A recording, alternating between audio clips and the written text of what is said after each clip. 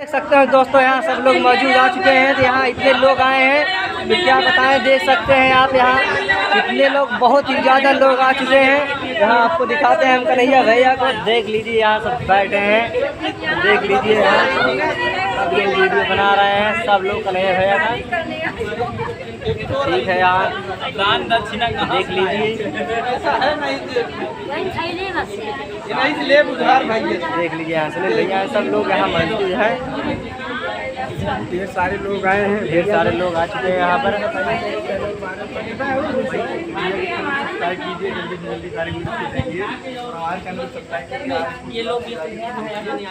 देख सकते हैं दोस्तों, यहाँ इतने लोग आ चुके हैं। यहाँ देखिए सामने साहब यहाँ बैठे हैं। कहाँ भागे